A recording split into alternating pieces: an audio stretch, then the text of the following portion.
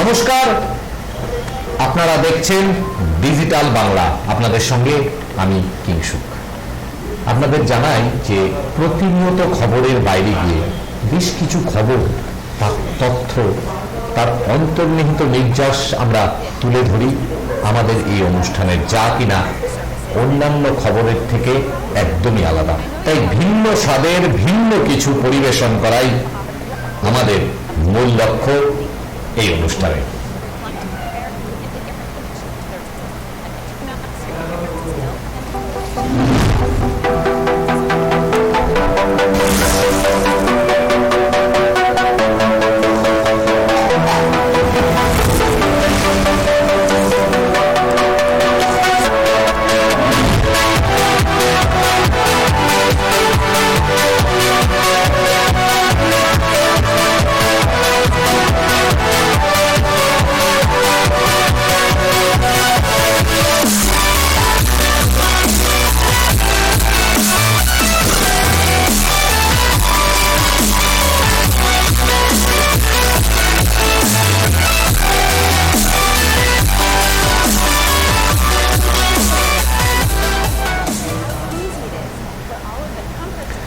অনুষ্ঠান track of, অর্থাৎ খবরের বাইরে গিয়ে অন্য খবর। আর আজকে আমাদের বিষয় করোনায় পরিযায়ী অর্থনীতি।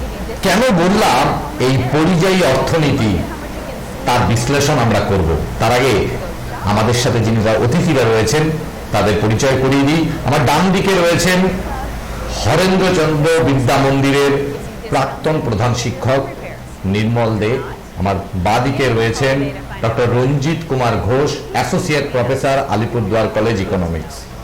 খুব গুরুত্বপূর্ণ সময়ে আমরা আজকের এই অনুষ্ঠান। আপনাদের জানিয়ে রাখি, আমরা 10 তারিখ এই অতিথিবৃন্দদের নিয়েই অনুষ্ঠান করেছিলাম যে কি দেবে করোনা। এবার সেখানে অতিথিরা বারবার যে কথা বলেছেন, মানুষের জন্য দরকার প্যাকেজ। আর ঠিক তার 2 দিন পর প্রধানমন্ত্রী এবং 4 দিন ধরে অর্থমন্ত্রী নির্মলা সীতারামন এই 20 লক্ষ কোটি টাকার প্যাকেজ ঘোষণা করেছে। কাদের জন্য, সেই প্রশ্নে আসবো। তার আগে আপনাদের একটা কথা বলি, বিকল্প টাকার সন্ধান ভবিষ্যতের জন্য নয়, প্রাথমিকভাবে দরকার বর্তমানের জন্যই।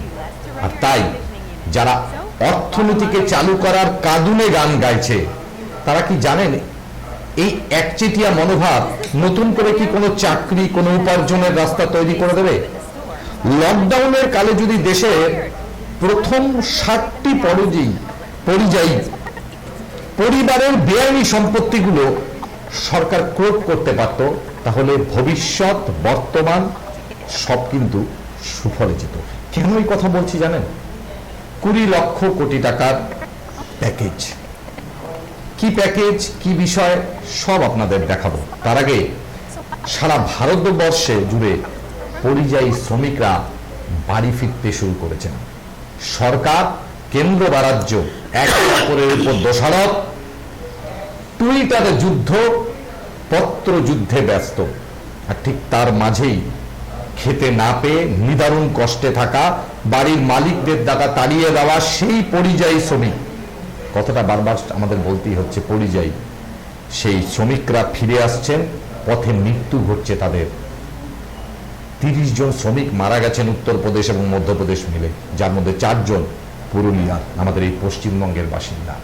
কেন তারা ফিরে আসছেন, কি বিষয়, সব জানবো। তার আগে আপনাদের একবার দেখাবো কি অবস্থায় রয়েছে শ্রমিকরা, কিভাবে তারা ফিরে আসছেন বাড়িতে। দেখুন সেই ছবি।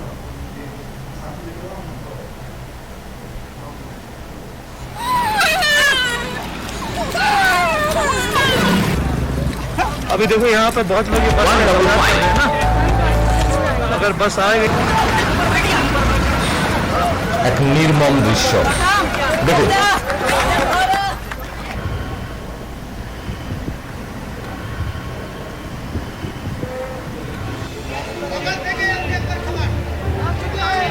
আপনারা যে ছবি দেখছেন, পরিযায়ী শ্রমিকরা ফিরে আসছে ট্রেনে করে, কিন্তু তারা খেতে পাননি। শুনুন একবার।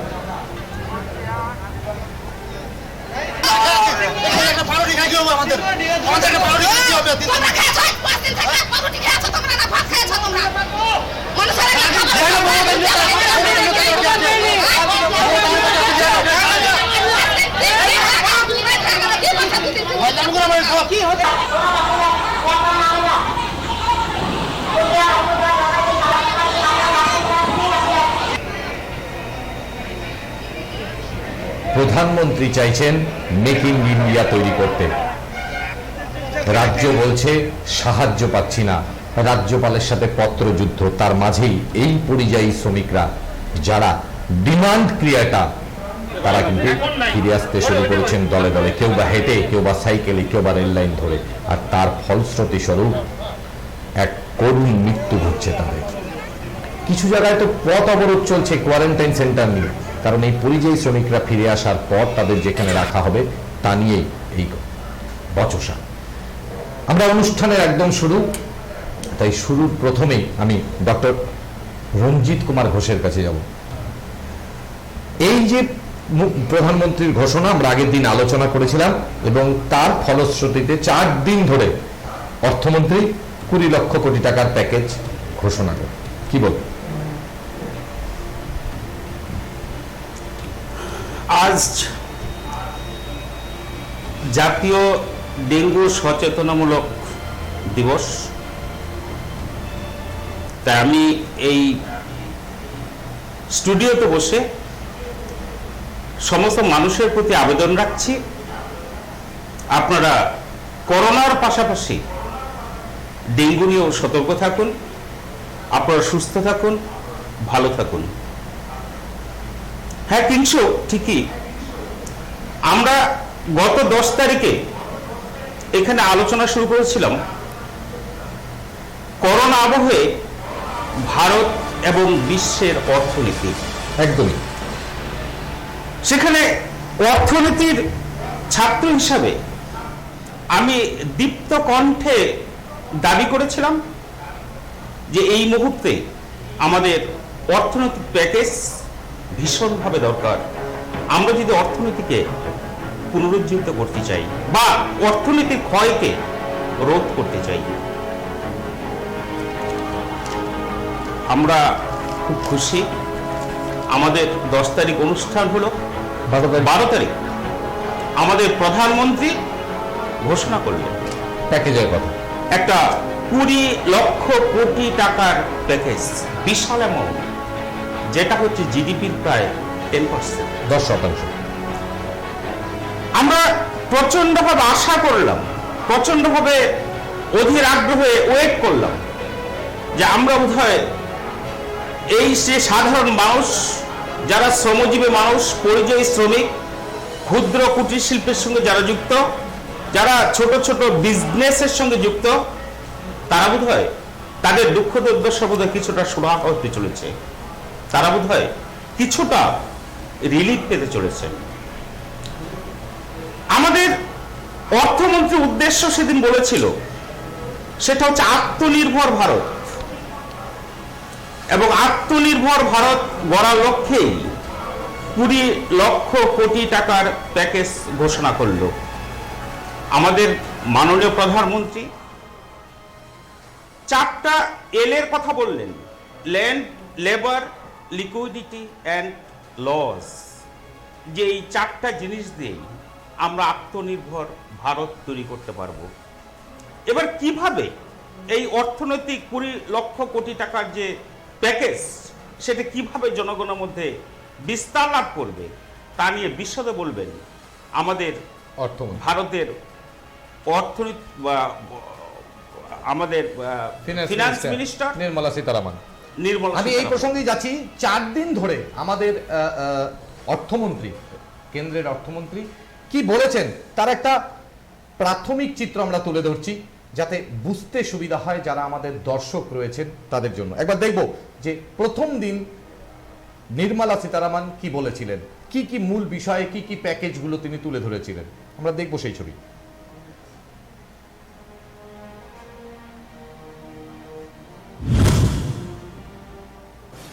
প্রথম দিনের ছবি, অর্থাৎ ক্ষুদ্র মাঝারি কুটির শিল্পে 3 লক্ষ কোটি টাকা, যার কোনো গ্যারেন্টি লাগবে না, 4 বছরে ঋণ শোধের সুবিধা, প্রথম বছর শুধু সুদ দিলেই চলবে, ব্যবসা বাড়াতে 50,000 কোটি টাকা বরাদ্দ, আর্থিকভাবে দুর্বল সংস্থাগুলিকে 20,000 কোটি টাকা অনুদান, 200 কোটি টাকা প্রকল্প, আন্তর্জাতিক দরপত্র নয়, অর্থাৎ 200 কোটি টাকার গ্লোবাল টেন্ডার নয়, ইপিএফএ সুবিধা, কর জমার মেয়াদ বৃদ্ধি।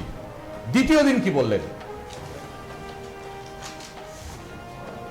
দ্বিতীয় দিন তিনি যেটা জানালেন যে শ্রমিকদের জন্য 8 কোটি পরিযায়ী শ্রমিককে বিনামূল্যে খাদ্যশস্য, 5 কেজি করে চাল এবং 1 কেজি চানা, শহরের শ্রমিকদের জন্য বাড়ি ভাড়া, গ্রামে ফিরলে 100 দিনের কাজে নিয়োগ, 50 লক্ষ টাকা হকারদের জন্য 5,000 কোটি টাকার ঋণ, আদিবাসীদের জন্য কর্মসংস্থান, বৃক্ষরোপণ, পতিত জমি পুনরুদ্ধার, বিভিন্ন প্রকল্পে 6,000 কোটি টাকা বরাদ্দ।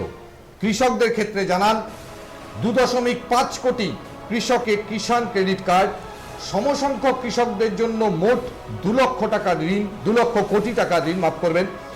প্রান্তিক চাষিদের 30,000 কোটি টাকা বাড়তি ঋণ, মৎস্য চাষ ও পশুপালনের ক্ষেত্রে ঋণ। পাশাপাশি মধ্যবিত্তদের জন্য বার্ষিক আয় 6 লক্ষ থেকে 18 লক্ষ টাকার মধ্যে হলে নির্মাণের জন্য আগামী মার্চ পর্যন্ত ক্রেডিট লিঙ্ক সমাধান। দ্বিতীয়, one nation one ration card, অর্থাৎ 2021 সালের মার্চের মধ্যে ডিজিটাল রেশন কার্ডের কাজ শেষ হবে, যাতে এই রেশন কার্ডের মধ্যে যে কেউ ভারতবর্ষের যে কোনো জায়গা থেকে তার রেশন সংগ্রহ করতে পারেন। আর তৃতীয় দিন তিনি কি বললেন? তৃতীয় দিন তিনি যেটা জানালেন যে কৃষি পণ্য মানে অর্থাৎ কৃষি কাঠামো বলতে যা বোঝায়, শস্য কিনতে খরচ করবে 74,300 কোটি টাকা, ফসল বীমা যোজনায় 6,400 কোটি টাকা, কৃষকদের ব্যাংক অ্যাকাউন্টে 18,700 কোটি টাকা জমা, হিমঘর, শস্য সংগ্রহ, পরিবহন প্রযুক্তি, ফসল বিক্রির পরিকাঠামোর উন্নয়ন, রাজ্যভিত্তিক ফুড ক্লাস্টার, গঙ্গার পাড় দিয়ে তিনি বলেছেন বিভিন্ন ফুড ক্লাস্টার হবে, খাদ্য প্রক্রিয়াকরণ 10,000 কোটি টাকা, মৎস্য উৎপাদনের ক্ষেত্রে সামগ্রিক মৎস্য শিকারে 11,000 কোটি টাকা, মিষ্টি জলে মাছ চাষে 9,000 কোটি টাকা, গবাদি পশু ডেয়ারি শিল্পে 53 কোটি পশুর টিকাকরণ, ডেয়ারি শিল্পের উন্নতিতে 15,000 কোটি টাকা, যারা মৌমাছি পালন তাদের জন্য 500 কোটি টাকা, 2 লক্ষ মৌমাছি পালন উপকৃত হবেন এতে, এবং ভেষজ ওষুধ যারা তৈরি করেন 4,000 কোটি টাকার প্যাকেজ, গঙ্গা তীরে 800 হেক্টর জমিতে ভেষজ উদ্ভিদের চাষ এবং গ্রামাঞ্চলে 10 হেক্টর জমিতে চাষ হবে। এবং আজ অর্থাৎ এই শনিবার দিন তিনি কিন্তু আরও বিশেষ কিছু কথার পাশাপাশি বলাই যেতে পারে কিছু আইন সংশোধন, যে এয়ারপোর্ট রয়েছে আমাদের সেই এয়ারপোর্টগুলিকে বেসরকারীকরণের দিকে, বিদ্যুৎ বন্টন কোম্পানি যেগুলো কেন্দ্র শাসিত জায়গায় রয়েছে তাদের বেসরকারীকরণ, অর্ডিন্যান্স ফ্যাক্টরিকে তিনি বলছেন তা বেসরকারীকরণ করেন নয়, তা হচ্ছে কর্পোরেটাইজেশন, অর্থাৎ কর্পোরেটের উপর দিয়ে দেওয়া। সেই কথাগুলো আমরা তার কাছ থেকে জানলাম। অর্থাৎ এই 4 দিন ধরে বিস্তৃত যে 20 লক্ষ কোটি টাকার প্যাকেজ, তা এইভাবেই আপনি তুলে ধরলেন আমাদের সামনে। বলুন, কি বলবেন? ঠিকই বলেছ। আমরা যদি ফিনান্স মিনিস্টারের এই 4 দিনের যে প্যাকেজ সেটা দিয়ে ভালোভাবে একটু অবজার্ভ করি, তাহলে দেখব সোসাইটির সমস্ত ক্ষেত্রগুলোকে তিনি কভার করার চেষ্টা করেছেন। একদম কৃষি থেকে শুরু করে ক্ষুদ্র শিল্প, শ্রমিক, হকার, সমস্ত জায়গাগুলোকে কভার করেছেন। কিন্তু আমরা যদি আর একটু সূক্ষ্মভাবে দেখি তাহলে দেখব এই যে আমরা যে 20 লক্ষ কোটি টাকার যে প্যাকেজের কথা বলছি, তার মধ্যে প্রায় 9.3 লাখ ক্রোড় এই টাকাটা কিন্তু অলরেডি আমাদের বাজেট বা রিজার্ভ ব্যাংক ঘোষণা করে দিয়েছে, ডিক্লেয়ার। তাহলে এখানে কিন্তু 20 লক্ষ কোটি টাকার প্যাকেজ নয়, না, সেটা প্রধানমন্ত্রী বলেছেন যে 10.7 তিনবার মিলিয়ে মানে টোটাল 3 ভাগেরটাই 20 লক্ষ কোটি। একদম, মানে আপনি যদি হিসাব করেন সবকিছু বাদ দিয়ে 16 লক্ষ সামথিং আসবে কোটি টাকার প্যাকেজ। ভালো। এবার যদি আমরা এই প্যাকেজের কথা ভাবি, এই যে যেভাবে চারদিকে সমস্ত সাইডটাকে কভার করলো, আমরা যদি একটু ভাবি ইকোনমিক্সের ভাষায়, ইকোনমিক্স কিন্তু তোমার ওই জাগলারিতে চলবে না, ইকোনমিক্স তার নিজস্ব গতিতে এগিয়ে যাবে। আমরা যদি একটু ভাবি তাহলে নির্মলা সীতারামন যে ঘোষণাগুলো করেছেন সমস্তটাই সাপ্লাই সাইড ইকোনমিক্স, অর্থাৎ আমার কিভাবে আমি উৎপাদন বাড়াতে পারবো, আমার কিভাবে যোগান বাড়বে, কৃষকরা কিভাবে তাদের উৎপন্ন দ্রব্য ন্যায্য দামে বিক্রি করতে পারবে, ইত্যাদি জিনিসগুলো সব আছে। আর এগুলো কিন্তু একটু একটু মানে লং রান প্রসেস। স্বল্পকালীন প্রসেস না। এই যে আমার শ্রমিক মারা যাচ্ছে আজকে, একদমই। আমার শ্রমিক মারা যাবে আগামীকাল, খেতে পাচ্ছে না। এই পরিপ্রেক্ষিতে আমার মনে হয় এই প্যাকেজ যেটা লং রানে কার্যকরী হবে, যেটা সাপ্লাই সাইড, এটা দিয়ে বোধহয় আমরা খুব বেশি সুরাহা করতে পারবো না। আমরা যদি সুরাহা করতে চাইতাম তাহলে আমার মনে হয় ডিমান্ডটাকে বাড়ানো উচিত। এই প্রশ্নে থাকবো। ডিমান্ডটাকে বাড়াতে গেলে এই যে ক্ষুদ্র যে শিল্পের যারা মালিক, যারা ছোট ছোট দোকানের মালিক, বাস মালিক বা ছোট গাড়ির মালিক, যারা পরিযায়ী শ্রমিক, তাদের হাতে নগদ টাকা তুলে দিতে হবে। এই প্রসঙ্গে আপনাদের প্রথমেই বলেছিলাম যে বিকল্প টাকা সন্ধান ভবিষ্যতের জন্য নয়, প্রাথমিকভাবে দরকার বর্তমান লড়াই। এই প্রসঙ্গে আসবো। মাসমশাই, এই যে 20 লক্ষ টাকার প্যাকেজ ঘোষণা হয়েছে, 4 দিন ধরে একটা প্যাকেজ ঘোষণা, ভারতবর্ষের বুকে এর আগেও বহুবার সংকট এসেছে, ভারতবর্ষের সরকার সাধারণ মানুষ একসাথে সেই সংকট দূর করেছেন, কিন্তু এই ধরনের একটা প্যাকেজ ঘোষণা করতে অর্থমন্ত্রীর 4 দিন এ বোধহয় বিরল দৃশ্য। তারপর প্যাকেজে যে কথাটা বারবার উঠে আসছে যে ডিমান্ড ক্রিয়েটার যারা, তাদের হাতে শূন্য, ভাড়াটা ঠাকাই দিল, কি বলবো? আসলে প্যাকেজগুলো আজকে বিকেল অবধি, মানে 4টে প্যাকেজ দেখার পর মনে হয়েছে বোধহয় আমাদের আরেকটা প্যাকেজ আগামীকাল হওয়ার কথা আছে, ওয়েট করলেই ভালো হতো। অর্থাৎ আজকে আমরা যা চাইবো সেটা তো শুনলাম আগের আলোচনার 2 দিন পরে এই প্যাকেজ ঘোষণা হয়েছে, যদিও কাকতালীয় ব্যাপার, ওদের প্ল্যান ছিল, এটা আমরা বলছি অন্যভাবেই যে আমাদের জন্যই হয়েছে, হয়তো আমাদের খবর সেখানে পৌঁছয়নি। শ্রোতাদের আমার নমস্কার তো আগেই জানিয়েছি, আবারও আমাদের সাথে থাকার জন্য ধন্যবাদ জানিয়ে বলি যে আমার কাছে যেটা মনে হচ্ছে যে যেটা রঞ্জিতবাবু বললেন প্রায় একই কথাই, যে আজ বুঝি বা এই 4 দিন ধরে বুঝি একটা বাজেট নতুনভাবে পেশ করা হলো। অর্থাৎ আগের বারে যে বাজেটটা করা হয়নি, বলা হয়নি, একটু ফাঁক থেকে গিয়েছিল, সেগুলো এই সময় বলে হয়তো কেউ কেউ বলছেন মূল সমস্যা থেকে আমরা একটু চোখটাকে যাতে ঘুরিয়ে নিতে পারি তার একটা ছায়া তিনি তৈরি করে দিলেন যে আমাদের সমস্যাটা কোথায়। কিন্তু মুশকিলটা হচ্ছে মানুষ সত্যিই সবটাই বোকা নয়, তারা একটা জিনিস বুঝতে পারছে যে প্যাকেজের কথা টোটাল 4 দিন ধরে এতগুলো জিনিস, বাজেটেও এতগুলো থাকে না, 1 ঘন্টা করে প্রেস মিট, হ্যাঁ 1 ঘন্টার উপর, 1 ঘন্টার উপর, এবং আগামীকালও একটা হওয়ার কথা আছে। তাহলে আজ তো শুনেই নিলাম যে আজকে ডেঙ্গু বিরোধী দিবস মানে জাতীয় স্তরে পালিত হচ্ছে, যদিও এই বছরে কতটা কিভাবে হবে জানি না। তা করোনার সঙ্গে যদি ডেঙ্গু যুক্ত হয়, অতিমারির সঙ্গে আরেকটা মহামারী যেটা আমাদের বাংলায় এর আগেও এসেছিল এবং আবার সেই সময়টা হয়ে গেছে, তাহলে পরে যে জিনিসটা দাঁড়ায় ঠিক সেই রকম একটা জিনিস যেন প্যাকেজ ঘোষণার পরে পাচ্ছি। অর্থাৎ আমাদের যা চাহিদা ছিল যে এবারে বোধহয় অন্তত বোধটা উৎপন্ন হয়েছে, এবারে বোধহয় যা যা চাওয়া হয়েছে, মানুষ চাইছে, এই মুহূর্তে চাইছে, সেটা বোধহয় এই প্যাকেজে আমরা পাবো। তার মানে এই প্যাকেজ পাওয়ার পর কিন্তু কান্নাটা আমাদের আরও বেড়ে গেল, অর্থাৎ আগের যে অতিমারির দুঃখটা যেটা চলছে তার সঙ্গে আরেকটা যোগ হলো। ঠিক আমফান যেমন আমাদের একটা সবসময় ভয় দেখাচ্ছে, আমাদের ঝড়, আরেকটা সাইক্লোন আসবার কথা, প্রতিদিন অল্প বিস্তর বৃষ্টি হচ্ছে কিন্তু উপকূল অঞ্চলে বড় বড় কাজ হয়ে যাচ্ছে, তেমনি আমার ভয় হচ্ছে পুরো ব্যাপারটা দেখে একদম সাধারণ মানুষ হিসেবে যে অর্থনীতির বিরাটত্বতে না গিয়ে, গভীরতায় না গিয়ে সাধারণ মানুষ যেভাবে দেখেন ঠিক সেভাবেই মনে হচ্ছে আমাদের কিন্তু আতঙ্ক বৃদ্ধি হলো, বই কিছুই কমলো না। একদম গুরুত্বপূর্ণ কথা যে আতঙ্ক বৃদ্ধি হলো, কিছুই কমলো না, ভাড়া রাখিরে পড়ে রইল শূন্যতি। ঠিক এখানেই কবিগুরুর একটা কথা খুব মনে পড়ে, যদি তোর ডাক শুনে কেউ না আসে তবে একলা চলো।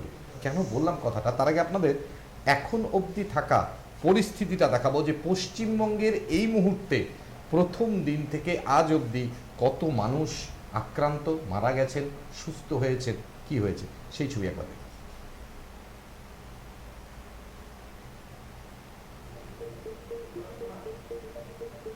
কনফার্ম কেস, প্রথম যে লাইনটা লিখছেন এটা হচ্ছে কনফার্ম কেস এখন অবধি 2461।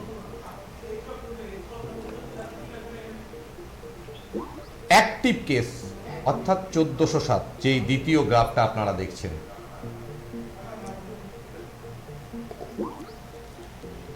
রিকভার যারা সুস্থ হয়েছে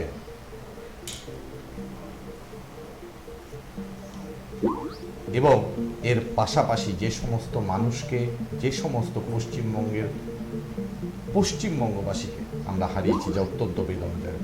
এই কিন্তু চিত্র এখন অব্দি, এটা 15 তারিখ অব্দি চিত্র, অর্থাৎ পশ্চিমবঙ্গে কত মানুষ আক্রান্ত হয়েছেন এই করোনা ভাইরাসে, সুস্থ হয়েছেন এবং কত মানুষ মারা গেছে।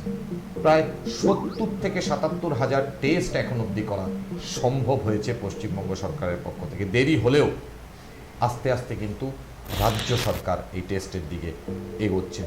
স্বভাবতই কারণে ডেথ রেশিওতে কেন্দ্রীয় সরকার বলছে যে পশ্চিমবঙ্গ বেশ খানিকটা উপরে, দিল্লি, গুজরাট, মুম্বাই, মহারাষ্ট্রে সবচেয়ে বেশি, তারপরে এই ফিগার। তবে এর যে কথা আপনাদের জানাই যে একটা রেশিও করা হয়, ডেথ রেশিও বা মৃত্যু রেশিও এবং তার মানুষের আক্রান্ত রেশিও একটা রেট করা হয়, সেই রেটে আমরা 3.3 ভারতবর্ষের মানে সারা ভারতের অ্যাভারেজ করলে সেটা 4% হলে পশ্চিমবঙ্গ 3.3%। এবং এখনো আমরা যে জেলায় বসে খবর পড়ছি সেই জেলা কিন্তু গ্রিন জোনে রয়েছে। যে কথা আপনাদের বলছিলাম যে কবিগুরুর কথাটা, যদি তোর ডাক শুনে কেউ না আসে তবে একলা চলো রে, আর তার সাথে যদি মা থাকে তাহলে তো আর বলার কোনো ভাষাই থাকে না। কেন বললাম, আমরা পরিযায়ী কথাতে আসছি। একবার পরিযায়ী শ্রমিকের একটা করুণ দৃশ্য আপনাদের দেখাই। মা আর একলা চলো, একেই বোধহয় বলে মা, আর একেই বোধহয় বলে যদি তোর ডাক শুনে কেউ না আসে তবে একলা চলো। সুদূর প্রান্তর পায়ে হেঁটে এগিয়ে নিয়ে চলেছেন তার আগামী প্রজন্মকে। সে তো ছোট শিশু, তার কথা কিন্তু কোনো সরকার মনে রাখেনি, তাই মা তার কথা মনে রেখেছে। আর তাই তার বোঝা না মনে করে মা তাকে টেনে নিয়ে চলেছেন। ছোট্ট শিশুটি নির্ভয়ে ঘুমিয়ে রয়েছেন সেই তার বাড়ির আসবাবপত্র, জিনিসপত্রের উপর, কারণ সাথে রয়েছেন মা। যদিও মা কিন্তু এই কথাটা বলছেন, যদি তোর ডাক শুনে কেউ না আসে তবে একলা চলবে। সত্যি এই দৃশ্য দেখার পর সরকার কি পদক্ষেপ গ্রহণ করছে আর কি প্যাকেজ ঘোষণা করছে আমাদের কাছে একদম জলের মতো পরিষ্কার। যে কথায় ডাকবো আপনার কাছে ছিলাম আমরা, এই পরিযায়ী শ্রমিক আসতে শুরু করেছে পশ্চিমবঙ্গে। দীর্ঘ টানাবহনের পর রাজ্য এবং কেন্দ্রর একটা বোঝাপড়ার শেষে অবশেষে পরিযায়ী শ্রমিকরা ফিরছেন এবং আগামীকাল থেকে কোচবিহারেও ফিরবেন। প্রচুর ট্রেন আসবে, কালকেও 2-3টি ট্রেন এসে পৌঁছবে বিভিন্ন রাজ্যের থেকে। কি বলবো, এই মুহূর্তে এই জায়গায় প্যাকেজ, আইওয়াস যাই বলুন না কেন, বাজেট বলুন না কেন, তার মাঝেই পরিযায়ী শ্রমিকরা ফিরছে। দেখুন, পরিযায়ী শ্রমিক অর্থাৎ যারা রাজ্যের বাইরে গিয়ে অন্যান্য রাজ্যে কাজে নিযুক্ত, পেটের তাগিদে তারা আটকে পড়েছিল। তাদের পরিবার, আত্মীয় স্বজন রয়ে গেছে এখানে, তারা পেটের জ্বালায় ভিন রাজ্যে কাজ করছে। তাদের ফিরে আসা ভীষণ দরকার ছিল। কিন্তু আমার মনে হয় এই জায়গাটায় আমার বক্তব্য বলছি, আমি জানি না, আমাদের সরকারের কিছুটা ভুল আছে। এই লকডাউনটা হঠাৎ করে শুরু করা, এটা আমি আগের দিন বলেছিলাম, মানে প্ল্যানিং এর অভাব। আমার মনে হয় লকডাউন শুরু করার আগেই এই শ্রমিকগুলোকে বাড়ি ফিরিয়ে দেওয়া দরকার ছিল। বাড়ি ফিরিয়ে দিল না। দীর্ঘ 1.5 মাস, 15-2 মাস তাদের বসিয়ে রাখলো, তাদের খেতে দিল না, তারা খেতে পেল না, তাদের ফেরার ব্যবস্থা করলো না। তাদের কাজ নেই, তাদের খাবার শেষ হয়ে গেল, টাকা শেষ হয়ে গেল, না খেয়ে রাস্তায় হেঁটে অনেক লোক মারা গেল। সর্বশেষে আমরা কি দেখলাম, আমাদের সেন্ট্রাল গভর্নমেন্ট এবং স্টেট গভর্নমেন্ট মিলে ট্রেনের ব্যবস্থা করে সেই পরিযায়ী শ্রমিকদের নিজ নিজ রাজ্যে ফেরানোর ব্যবস্থা করছে। ভালো উদ্যোগ, কিন্তু আমার মনে হয় এই জিনিসটা একটু দেরি হয়ে গেল। আজকে কিন্তু অনেক জায়গায় আমরা কিন্তু মানে ছোট ছোট যে উৎপাদন সংস্থাগুলো আছে, যারা প্রোডাকশন ইউনিট, তারা কিন্তু কাজ শুরু করে দিয়েছে বা ইমিডিয়েট কাজ শুরু করবে। এমত অবস্থায় এই শ্রমিকগুলো যে নিজ নিজ রাজ্যে চলে আসলো, এতে কিন্তু সেই প্রোডাকশন ইউনিটগুলো বাধাপ্রাপ্ত হবে, তারা কাজ চালাতে পারবে না। একটা দিক সমস্যা, এটা বোধহয় ঠিক হলো না। আর একটা দিক হচ্ছে, এই যে পরিযায়ী শ্রমিকরা ফিরে আসলো, আমাদের রাজ্যে সমস্ত গ্রামগুলো উপচে পড়বে, একটা ভয় তো থাকছে স্বাভাবিক। এদের ফলে আবার সেই একটা সমস্ত মানুষ মানে গ্রামের যে অন্যান্য মানুষ, এরা না আক্রান্ত হয়। এদের যদি সঠিকভাবে হোম কোয়ারেন্টাইন আমাদের এখানে সম্ভব না, একদমই, কারণ মানুষের থাকার জায়গা নেই। কিন্তু এই পরিযায়ী শ্রমিকরা তারা আমার রাজ্যের বাসিন্দা, তারা ডিমান্ড ক্রিয়েটার, তাদের তো ফেরত আনতেই হবে। আনতে হবে। এই ফেরত আনতে গিয়ে ইকোনমি যা অবস্থায় রয়েছে, ভারতবর্ষের যা জিডিপি রয়েছে, এই যে প্যাকেজ ঘোষণা, তাতে কি আদৌ তারা উপকৃত হবেন? একদমই না, একদমই না। কারণ এদের হাতে কোনো টাকা নেই। এরা 5 কেজি রেশন পাবে, 5 কেজি চাল বা আটা, 1 কেজি ডাল পাবে, কিন্তু অন্যান্য জিনিস কিনতে তাতে টাকা একদমই তাই, টাকা লাগবে না। মার্কেটে গিয়ে ওরা কি করবে? হাওয়া খাবে। মার্কেটে আমরা যে সাপ্লাই চেইনের কথা বললাম, সেটা চলবে কি করে? সেটা তো আটকে যাবে। রাদার আমাদের যে যে রাজ্যে পরিযায়ী শ্রমিকরা ছিল, তারা যে যে প্রোডাকশন ইউনিটগুলোতে কাজ করছিল, তাদেরকে যদি আমরা একটা আর্থিক প্যাকেজ দিতাম, তাহলে পরিকল্পনা করে, তাদের দেখাশোনা করে, পরিযায়ী শ্রমিকদের দেখাশোনা করে মাইনে দিয়ে তাদের খাওয়াতো, এবং এই যে এখন উৎপাদন শুরু হচ্ছে, তাদেরকে যে উৎপাদন করাতো, তাহলে কিন্তু একদিকে আমরা প্রোডাকশন ইউনিটগুলো চালু করতে পারতাম, আর একদিকে এই যে আমাদের গ্রামগুলো করোনা ভাইরাসে আক্রান্ত হওয়ার যে আতঙ্ক, সেটা থেকে কিন্তু একদমই সঠিক। এবং তার সাথে সাথে ইকোনমিও কিন্তু অনেক ডেভেলপ করে। এই প্রসঙ্গে যারা ক্ষুদ্র ব্যবসায়ী, তারা কি বলেছে আমরা একবার দেখব। আমরা কিছু ক্ষুদ্র ব্যবসায়ীকে জিজ্ঞাসা করেছিলাম যে এই যে প্যাকেজ বলেছে অর্থমন্ত্রী, যে যারা ফুটপাতের বাসিন্দা তারা লোন পাবেন কত টাকা? 10,000 টাকা। কি বলেছেন তারা একবার শুনবো, যে সেই ছোট ব্যবসায়ীরা এই প্যাকেজ সম্বন্ধে তাদের মতামত, তারপরে আমরা পরবর্তী আলোচনা যাব। উপকৃত পাইলে সেখানে হবো, না পাইলে কি করে উপকৃত হবো? ও পাইতে তো লাগবে।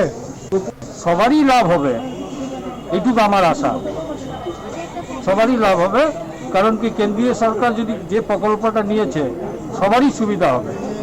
উপকার যখন এখন যেই পরিস্থিতিতে আছি আমরা, আজকে যদি কিছু পাই, তবে চার দোকান করছি, একটু পানের দোকান করছে, আর ডাল ভাত খাওয়ার পয়সাটা জোগাড় হচ্ছে।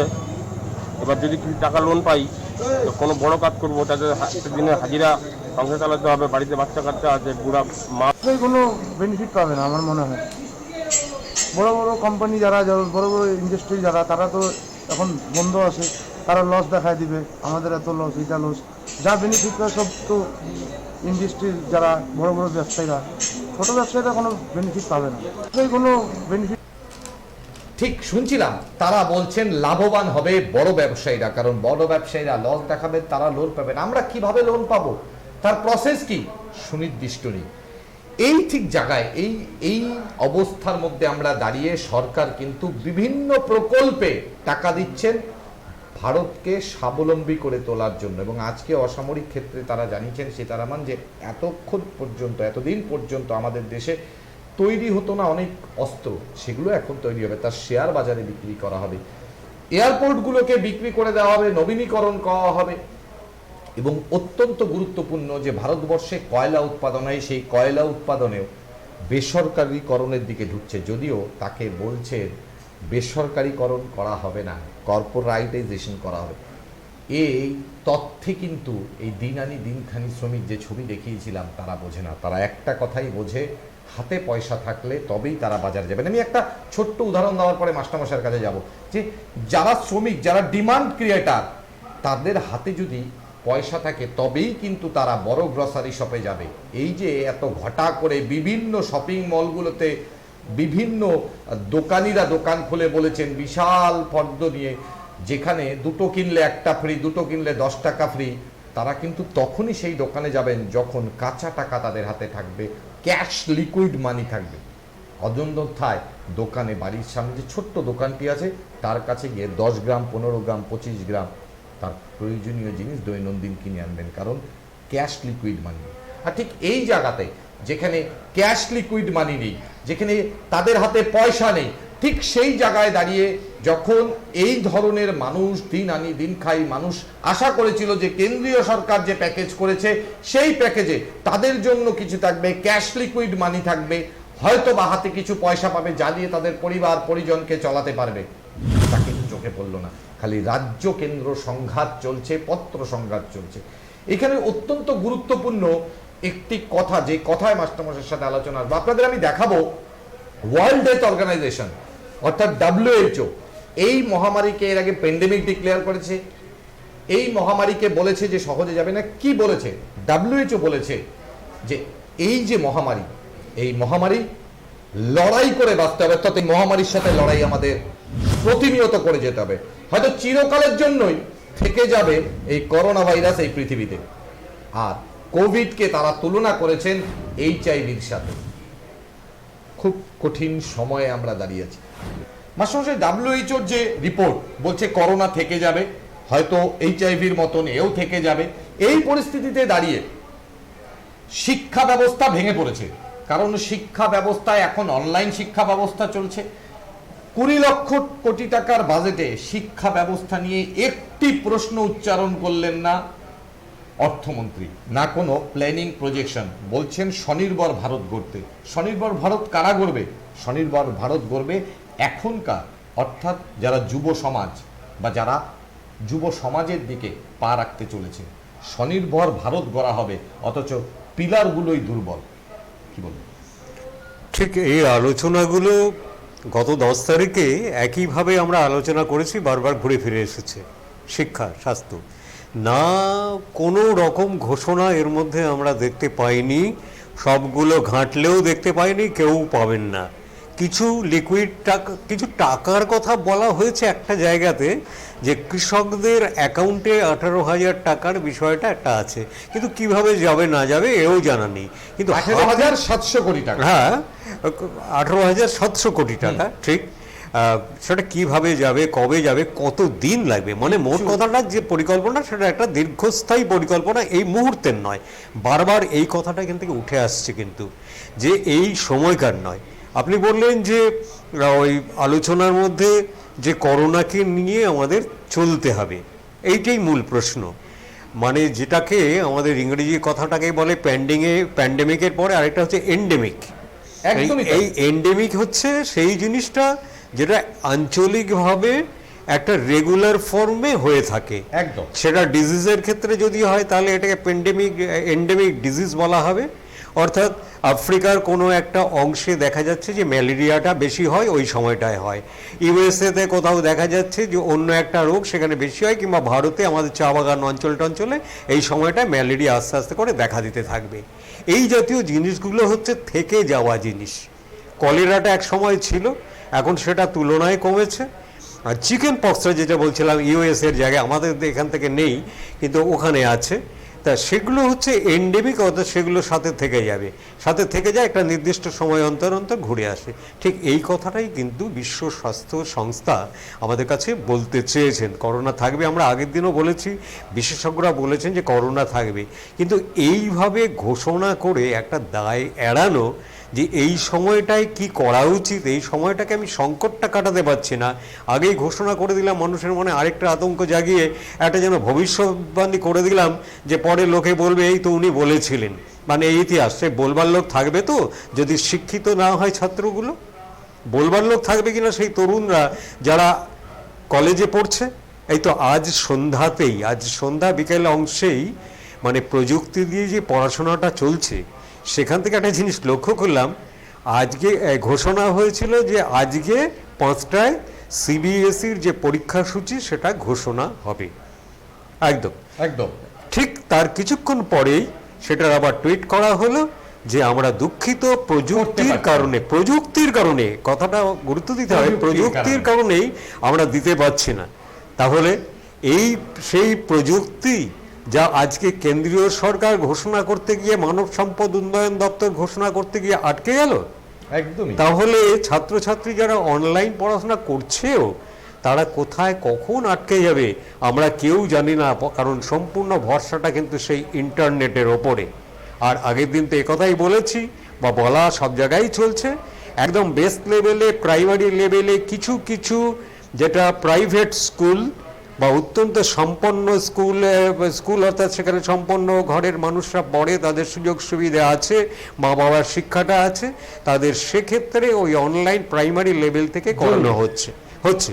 কিন্তু এটা আমাদের যেটা বলা যায় একেবারে 10%-এর মধ্যেও সীমাবদ্ধ না, তার চাইতেও কম। তাহলে বেশিরভাগ জায়গাতে ছাত্রছাত্রীরা পড়াশোনা করছে না, ঘুরে বেড়াচ্ছে নিজেদের অঞ্চলগুলোতে। আমরা গ্রাম শহরে যে অঞ্চলগুলোতে বা শহরতলি অঞ্চলগুলোতে আমরা দেখতে পাচ্ছি ছেলেমেয়েরা পড়াশোনা বাইরে, ওই একই কথা যাকেই যা জিজ্ঞেস করা হয় একদম পড়ছে না, বা একটু বইটা নিয়ে খোলে আবার এখন খেলতে বেরিয়ে পড়েছে। ওরা অনেক জায়গাতে খেলতে বেরিয়ে পড়েছে, ওদের কাছে লকডাউন এতদিনের জন্য সহ্যের কথা নয়।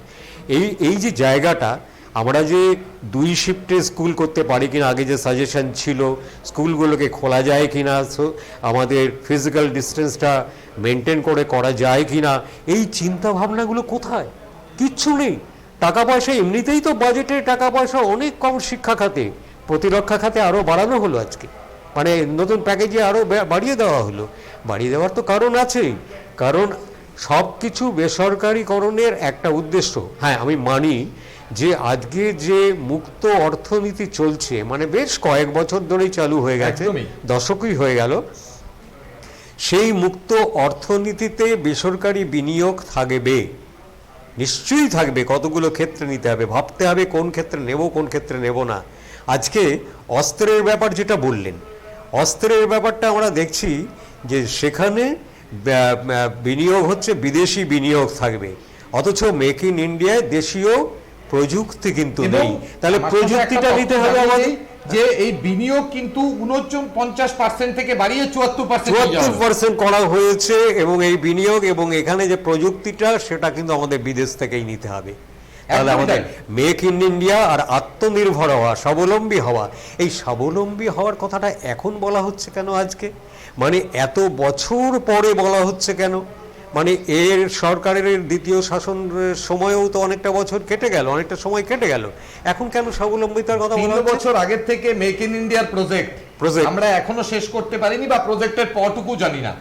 ঠিক তার পাশাপাশি দাঁড়িয়ে করোনায় যখন মানুষ খাওয়া পাচ্ছে না, মানুষের শিক্ষা নেই, এখনো উচ্চ মাধ্যমিক পরীক্ষা শেষ হয়নি, আগামী দিনে পরীক্ষার সূচি কি হবে, সেশন কি হবে, সেই নিয়ে আলোচনা নেই।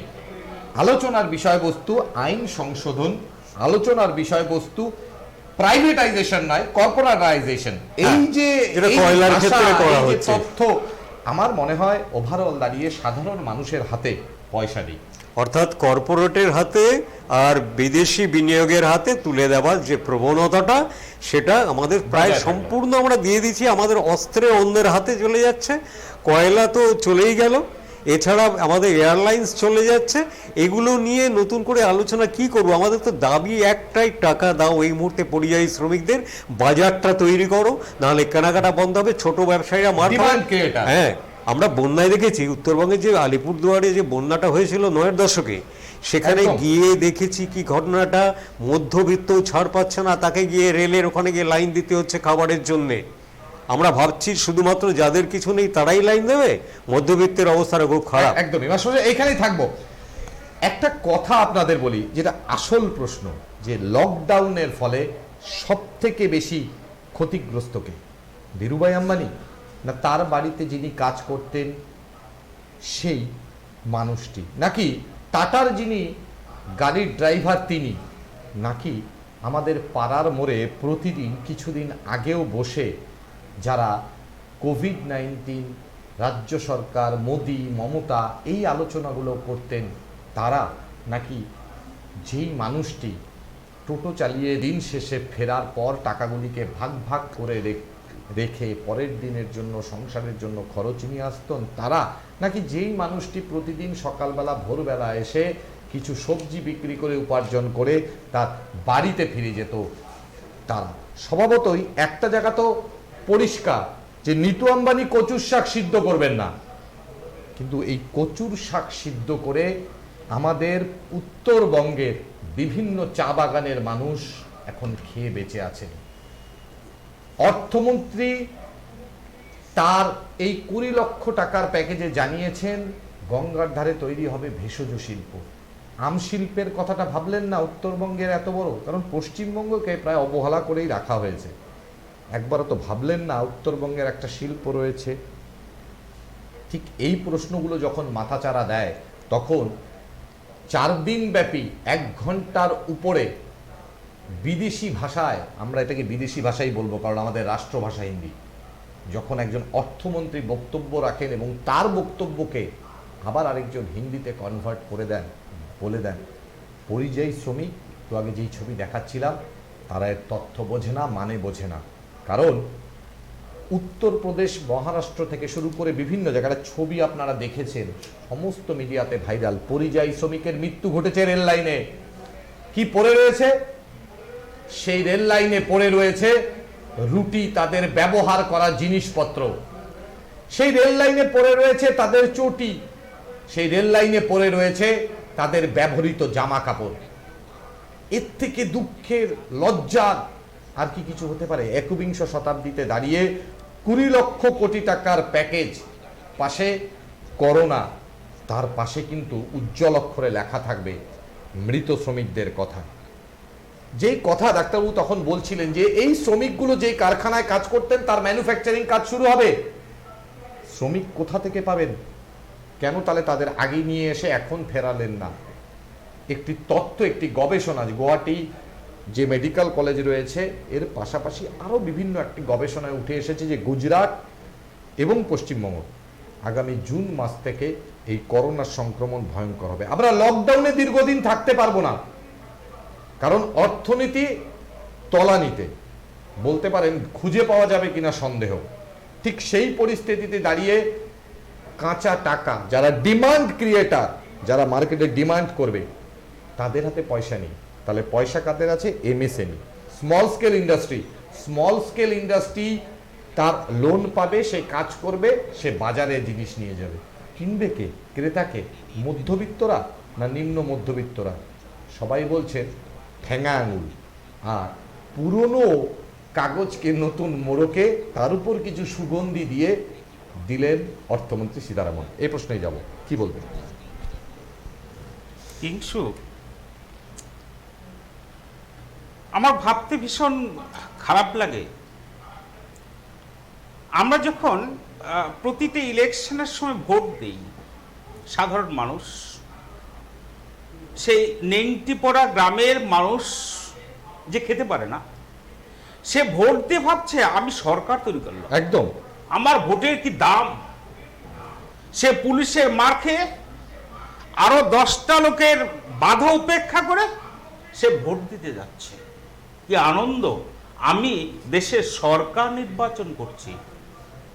সে নির্বোধটা জানে না যে আমাদের ভারতবর্ষে সিংহভাগ, Lions share will go to the Lions, তাদের কাছেই যাবে। একদমই তাই। অর্থাৎ যারা শিল্পপতি, যারা কর্পোরেট সংস্থা, আমাদের সরকার তাদের জন্যই কাজ করবে। আপনার এইখানে তাদের একটা দিকেই দিচ্ছে। এইখানে একটি কথা খুব ভালো, যে এতদিন অবধি কিন্তু এই কর্পোরেট শব্দটা বিরোধীরা বারবার বলতো, আজ অর্থমন্ত্রী এই কর্পোরেটাইজেশনের কথাই বলেছে। সত্যি আমরা অবাক। দেখুন, এই যে আজকে আমাদের উত্তরবঙ্গের চা শিল্প, এর জন্য কি ঘোষণা আছে? একদমই না।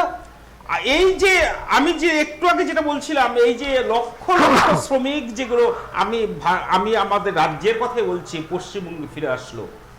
আমাদের গ্রামগুলো তো সুন্দরী ছিল। আমরা আগের দিন তো বলেছিলাম যে আমরা গ্রামগুলোতে যেখানে করোনা সংক্রমণ নেই, যে জায়গাগুলো যে জায়গাগুলোতে নেই, আমরা উৎপাদন চালিয়ে একটা বিশাল সংখ্যক লোককে এমপ্লয়মেন্ট দিতে পারি। একদম সরকার চাইলে পারে, ঈশ্বর করুক, আমি ঈশ্বরে বিশ্বাসী। যারা ফিরে আসছে তাদের দ্বারা করোনা সংক্রমণ না হোক, আমি প্রার্থনা করি ঈশ্বরের কাছে। কিন্তু যদি হয়, কে রক্ষা করবে? এদের কাছে নাই পয়সা, নাই টাকা, নাই খাবার, নাই বাড়ি, ঘুমাবে কোথায়? স্বাস্থ্য ব্যবস্থা কি এই জায়গায় আছে? আমাদের রাজ্যের স্বাস্থ্য ব্যবস্থা কি এই জায়গায় আছে?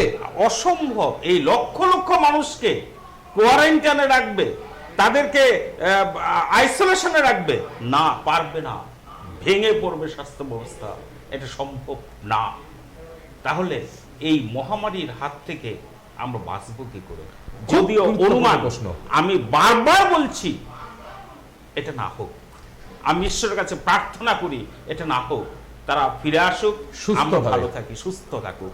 খুব গুরুত্বপূর্ণ প্রশ্ন যে এই সমস্ত পরিযায়ী শ্রমিক, যারা পরিযায়ী শ্রমিক, তারা বাড়িতে ফিরবেন, তাদের পরিবার তাকিয়ে রয়েছেন তাদের দিকে।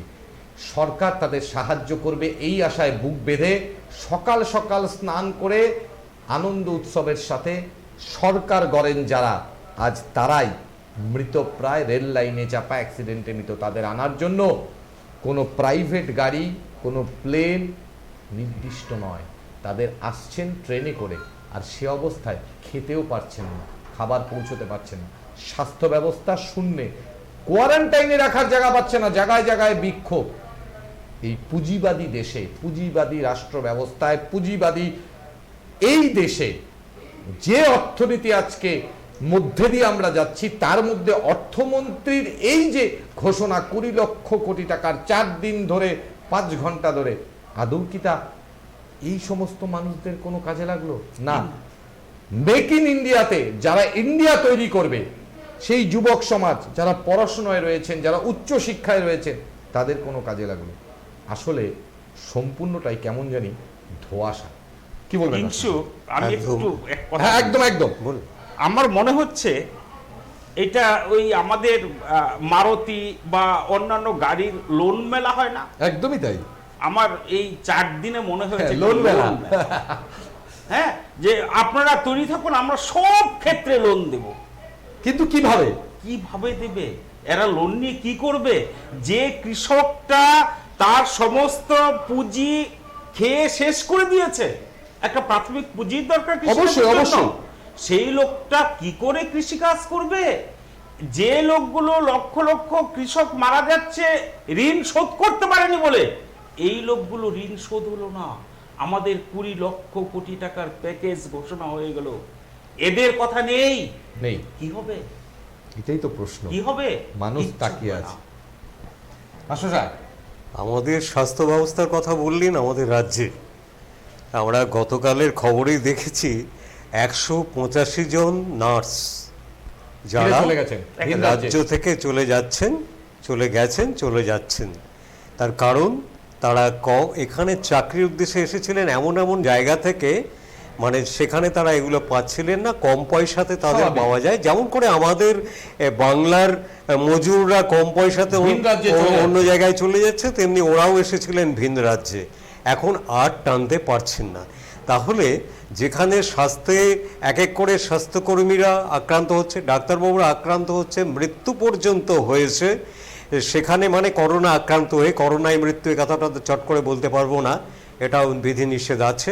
যাই হোক, কোমরবিডিটি ফ্যাক্টর, যেভাবে আমরা কাজ করতে গিয়ে মরেছে, এটা আমরা দেখছি, মারা গেছে। একদমই সেই নার্সরাও আক্রান্ত হচ্ছে, তাদের জন্য যথেষ্ট সংখ্যক পিপিই নেই। এখানে কিন্তু একটা কথা আপনাকে বলি, এই কোমরবিডিটি ফ্যাক্টর যে প্রশ্নটা, যে শব্দটা, সেটা রাজ্য সরকার বলার পরে কিন্তু কেন্দ্রীয় সরকারও পরবর্তী দিনে যখন বুলেটিন, আগে 2 বার দিত, এখন 1 বার দিচ্ছে, সেই বুলেটিনে কোমরবিডিটি লেখা রয়েছে। তাহলে কেন্দ্র সরকার যখন রাজ্য সরকারকে আঙুল তুলছিল, দোষারোপ করছিল, তার পরিপ্রেক্ষিতে কেন্দ্রীয় সরকার পরবর্তীতে কোমরবিডিটি ফ্যাক্টর দিচ্ছে, তাহলে কি বলবো? তার মানে আমরা এগিয়েই আছি, বাংলা এগিয়েই আছি, তার কারণ আমরা বলেছি, তারপরে ওরা বলছে। একদমই তাই, এই কথাই তো তাই। প্রশ্ন। যাই হোক, ওটা নিয়ে আলোচনার বিষয় না। স্বাস্থ্য ব্যবস্থা সত্যি খুব খারাপ অবস্থায়, কারণ এর মধ্যে যদি সুস্থ নার্সরা যারা অত্যন্ত ভালো কাজ করেন, বেসরকারি হোক বা সরকারিভাবে হোক, যদিও সরকার বলছেন যে হিসেবটা করে তারা দেখবেন কী করে পূরণ করা যায়, পূরণটা হবে কি করে? অসুস্থতা, কোয়ারেন্টাইনে চলে যাওয়া মানুষরা যেটা হচ্ছে আজকে। আমার একটা অন্য কথা মনে পড়ছে সামগ্রিকভাবে এই প্যাকেজটা দেখে, এবং আগামী দিন না হোক, আমি চাইবো না হোক, যেটা আমি ভাবছি। আমরা ইতিহাসে গ্রেট ডিপ্রেশনের কথা পড়েছি, গ্রেট ডিপ্রেশন। এই গ্রেট ডিপ্রেশনটা কি মারাত্মক অবস্থা ছিল, এটা প্রথম আমরা বড় আকারে দেখি ইউএসএ থেকেই শুরু হয়েছিল। তখন আমাদের স্বাধীনতার পূর্ব সময় মোটামুটি 29 থেকে 33, 1929 থেকে 33 সাল অব্দি কন্টিনিউশনটা হয়েছিল 2 বছর, মানে 43 দিনের মতো বেশি ছিল। সেটা কি হয়েছিল, যে আমেরিকার যে স্টক মার্কেটটা ছিল, যেটা ওদের একটা মূল জায়গা, সেই স্টক মার্কেটটা ওখানে ক্র্যাশ করে গিয়েছিল। একদম। ফলে তো ইন্ডাস্ট্রিয়ালিস্টদের যে অসুবিধাগুলো দেখা দিয়েছিল, তাদের ইন্ডাস্ট্রিগুলো ফল করতে শুরু করলো, এবং আরও দূরে গিয়ে আস্তে আস্তে করে তাদের হাতে টাকা কমে গেল। এই যে টাকা কমে গেল, ওখানে ক্রেতা, সেই অবস্থাটা যখন এলো, ঠিক তার এফেক্টটা আমাদের ইংরেজ শাসিত যে আমাদের দেশ ছিল বা এইরকম অন্যান্য দেশেও এগুলো ছড়িয়ে যেতে থাকলো দুটো কারণে। একটা হচ্ছে যে আমাদের দেশে জিনিস কেনবার মতো তখন অন্য জায়গা আর নেই, যেখানে আমরা পাঠাতাম নেই, সেখান থেকেও আমাদের জিনিস আসছে না। আমাদের জুট ছিল প্রধান, সেই ব্রিটিশ আমলেও সেই জুটটা মার খেতে শুরু করলো। তারপরে দেখা গেল যে আমাদের যে ইংরেজদের যে মানে নতুন নীতিটা ছিল, বিদেশি সংক্রান্ত যে নীতিটা ছিল, সেটাও ছিল অদ্ভুতভাবে ভারতের নিজেদের বিরুদ্ধে, তাদের নিজেদেরকে বাঁচাতে, ইংল্যান্ডকে বাঁচাতে। যার ফলে ভারতের মতো লোক প্রশ্ন আসতে পারে, ভারতে কেন, এটা তো আমেরিকায় হয়েছিল। সারা বিশ্বময় প্রায় এই মানে গ্রেট ডিপ্রেশনটা দেখা দিয়েছিল। আমরা দেখেছি এই গ্রেট ডিপ্রেশন যদি একবার ঘটে অর্থনীতির ক্ষেত্রে, যেটা ঘটছে, ক্রেতার হাতে টাকা থাকছে না, একই কথা তো। একদম। এটা যদি আরো বাড়তে থাকে ক্রমশ, তাহলে আমরা দেখব যে গ্রেটার ডিপ্রেশনে যদি একদিন পৌঁছে যাই, তাহলে আমাদের মাথা তুলে ওই যে এতদিন পরে আমরা বলছি আত্মনির্ভর হব, যিনি মেক ইন ইন্ডিয়া 3 ইয়ে থেকে ঘোষণা করছি, 3 বছর থেকে মেক ইন ইন্ডিয়া, খুব ভালো আইডিয়া। নিশ্চয়ই বিজ্ঞানের ছাত্র হিসেবে বলবো যে মেক ইন ইন্ডিয়া এটাই তো হওয়া উচিত। আমাদের তো সায়েন্টিস্টরা তো বাইরে গিয়ে কাজ করছে, তো তাদেরকে ফিরিয়ে আনার ব্যবস্থা আছে কি? আইআইটিগুলো বা সায়েন্স ফ্যাক্টরগুলোতে বা যে জায়গাগুলো আছে, সেখানে কি সত্যি অনেক বেশি টাকা দেওয়া হচ্ছে? সেই কথা কি আছে এখানে কোথাও? এই বাজেটে কি কোথাও আছে? আগামী দিনই হোক, বাজেটে কোথাও আছে যে এই জায়গাগুলোকে আমরা দেব, অর্থাৎ তোমরা বিজ্ঞানগতভাবে কাজ করো, আমাদের প্রযুক্তিটা সাপ্লাই করো, এবং সেখান থেকে আমরা দেবো, তবেই আমরা আত্মনির্ভর হতে পারবো। আর এতদিন তো আমরা এই কথাই শুনে এসেছি যে আমরা স্বাবলম্বী, আমরা আত্মনির্ভর, আমরা সারা বিশ্বকে অনেক কিছু দিতে পারি। তা আজকে নতুন করে বলার অর্থ হচ্ছে নিশ্চয়ই কোথাও সরকার বেসামাল হয়ে পড়েছেন। আমরা অনুষ্ঠানের একদম শেষে এখানে একটি কথা আপনাদের বলি যে আমরা এই অনুষ্ঠান যখন করি, আমাদের দর্শকদের জন্য আমরা অনুষ্ঠান করি। আমরা কিন্তু কোনো রাজনৈতিক দলের জন্য অনুষ্ঠান করি না।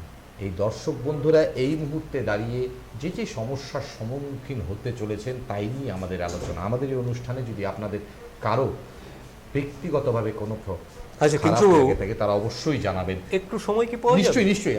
আমি আরেকটা কথা বলতে চাই যে রবীন্দ্রনাথের কবিতার একটা লাইন আছে, বিখ্যাত কবিতাটা, যে আমাদের যেদিন ছিল সে কি একেবারেই গেছে, কিছুই কি নেই বাকি, মানে কিছুই কি ভালো নেই, একটা কথা ভালো আছে। তবে এই প্যাকেজে সেই পুরনো ঘোষণা, 18 সালের ঘোষণা, যে 1 নেশন 1 রেশন কার্ড, যেটা আপনি শুরুতেই বলেছিলেন, এটা তো হলে ভালো, যদিও বাংলা চাইছে না। কারণ রেশন ব্যবস্থার ওপরে যদি সরকারের খুব বেশি হাত না থাকে, তাহলে কোথায় কোথায় অসুবিধে হতে পারে এটা সাধারণ মানুষ কিন্তু এখন আন্দাজ, হ্যাঁ, রাজ্যের লোক এখন জানতে পারছে। কিছুদিন ধরে আমি সেই সমালোচনায় যাব না, রাজ্যের সমালোচনায় যাচ্ছি না। বলছি 1 নেশন 1 কার্ড যদি ভালো জিনিস হয়, নিশ্চয়ই প্রশংসার যোগ্য।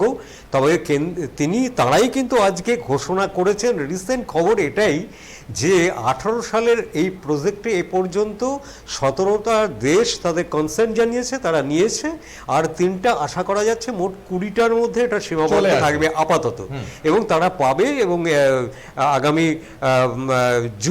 পয়লা জুন থেকে এটা তাদের লাগু হবে। কিন্তু কাজ এগিয়েছে কত?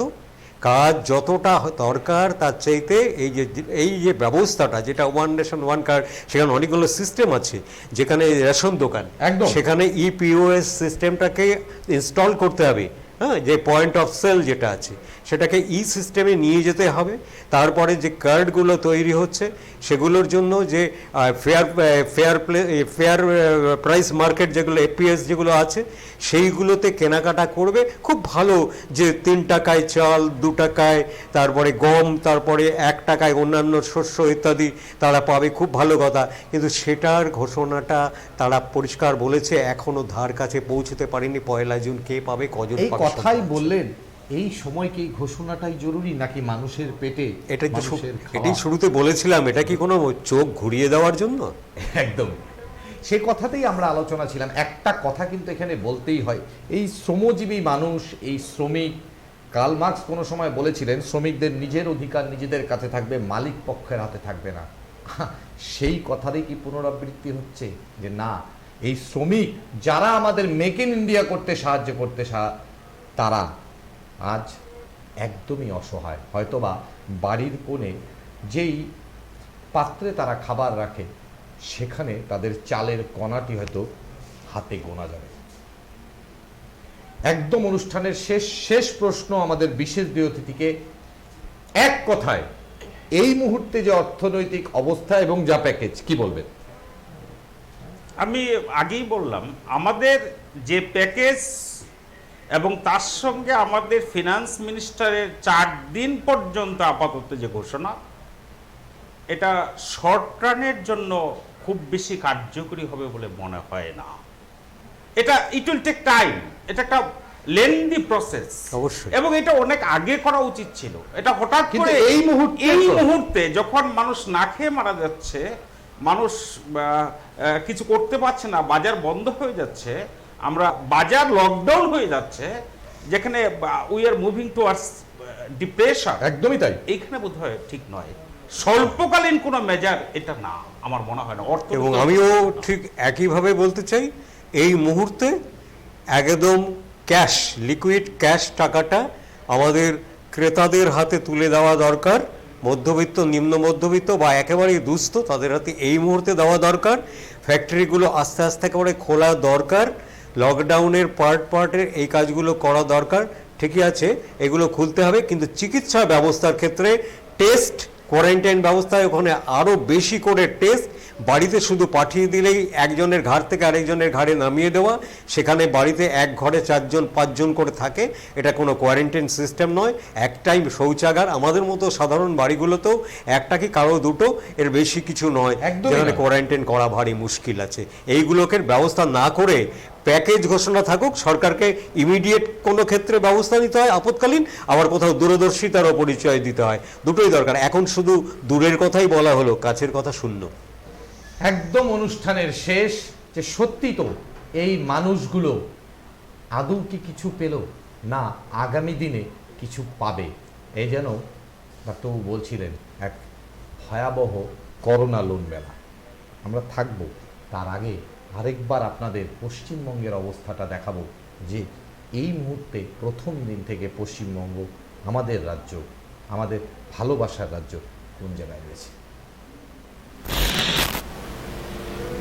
যে গ্রাফ আপনারা দেখছেন, এ প্রথম দিন থেকে আজ অবধি তৈরি করা, অর্থাৎ কতগুলি পজিটিভ কেস রয়েছে, কতগুলি কনফার্ম কেস রয়েছে, কনফার্ম কেসের পর পজিটিভ কেস কতগুলি রয়েছে, কতগুলি মানুষ সুস্থ হয়েছেন এবং কতজন চলে গেছেন আমাদের ছেড়ে।